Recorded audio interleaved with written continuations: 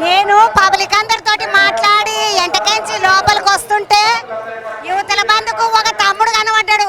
ఈ తమ్ముడిని చూడంగానే నాకు ఇట్లా ఏదికొచ్చింది, గుర్తుకొచ్చిందా మీకు? పుష్ప ఇట్లా తగ్గేది లేదంటాడు కదా ఆ సినిమాల కేశవ.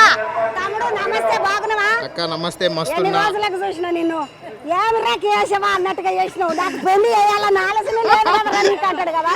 అక్క థ్యాంక్స్ అక్క, థ్యాంక్ యూ సో మచ్.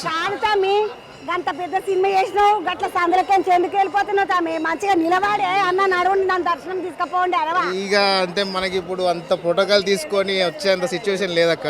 కాకపోతే ఇక అమ్మ వాళ్ళు అందరూ ఉన్నారు కదా, నేను ఒక్కరిని వస్తే ఒకలా ఉండేది. ఫ్యామిలీ వాళ్ళు అందరూ వచ్చేసరికి అమ్మ, అక్క వాళ్ళు, వదిన వాళ్ళు, మా పెద్దమ్మ, అన్నయ్య వాళ్ళ కొడుకులు ఇక్కడనే. అంటే ఇంకేంటంటే అక్క ములుగు, మన ములుగు ఉంది కదా, ములుగు దగ్గరలోనే అన్నమాట. చిన్న కొడపాక గోరికొత్తపల్లి మండలం, జయశంకర్ భూపాలపల్లి డిస్టిక్. అంటే ఈ తమిళనాడు జయశంకర్ భూపాలపల్లి జిల్లా అవుతుంది అక్క. ములుగు మండలం కాదు, గోరికొత్తపల్లి మండలం.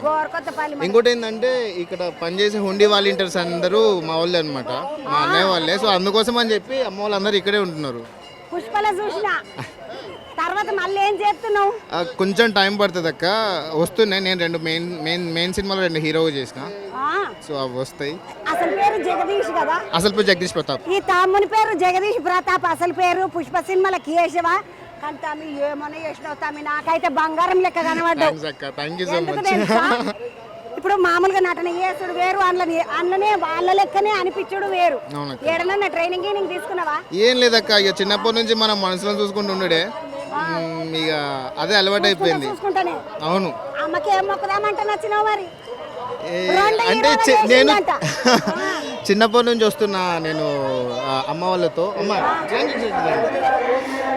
సో చిన్నప్పటి నుంచి వస్తున్నా, అండ్ చాలా మందికి తెలియదు నేను తెలంగాణ నుంచి అని చెప్పి. కానీ నువ్వు మాట్లాడితే ఎవరైనా తెలంగాణ అనుకుంటున్నా తమ్మి, నేనే కాదనుకున్నా. విజయనగరం ఎక్కడ బిడ్డను అనుకున్నా. అక్కడ రాయలసీమ ఇదంతా. అంటే నేను పలాస సినిమా కూడా చేసిన, శ్రీకాకుళం యాక్సెంట్ చేసిన, అంబాజీపేట మ్యారేజ్ బ్యాండ్, తూర్పుగోదావరి యాక్సెంట్ చేసిన. ఇక అన్ని యాక్టర్ కాబట్టి అన్ని చుట్టాల్సి వస్తుంది, నేర్చుకోవాలి. ఇప్పుడు సమ్మక్క వచ్చిన తర్వాత దర్శనంకి వెళ్తాం అక్క. ఇక ఎప్పుడు అందరు బాగుండాలి, కొంచెం నాకు సినిమాలో మంచి అవకాశాలు రావాలి. సమ్మక్క తల్లిని నాకు కూడా మంచి అవకాశాలు రావాలి అని మొక్కనికి వచ్చిందంట తమ్ముడు జగదీష్. తమ్ముడు నువ్వు చిన్నగున్నప్పటి నుండి వస్తా అంటున్నావు కదా, చిన్నగున్నప్పుడు చూసిన మేడారం ఎట్లున్నది ఇప్పుడు? మేడారం నేను దాని గురించే వచ్చినప్పుడు,